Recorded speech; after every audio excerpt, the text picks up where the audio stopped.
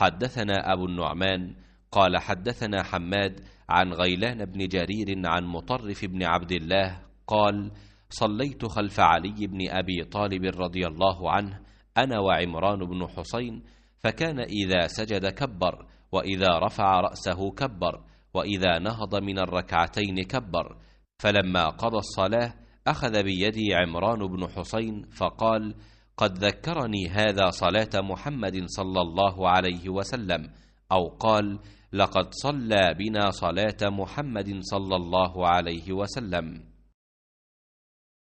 हम्माद बिन ज़ैद ने बयान किया, उन्होंने गैलान बिन जरीर से बयान किया, उन्होंने मुतरफ बिन अब्दुल्लाह बिन शखीर से,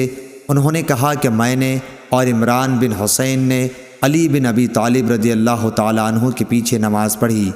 तो वो जब भी सजदा करते तो तकबीर कहते, इसी तरह जब सर उठाते तो तकबीर कहते,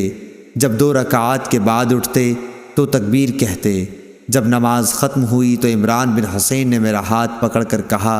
कि हज़रत अली रज़ियल्लाहु ताला अन्हु ने आज हज़रत मोहम्मद सल्लल्लाहु अलैहि वसल्लम की नमाज याद दिला दी, या ये कहा कि इस शख्स ने हमको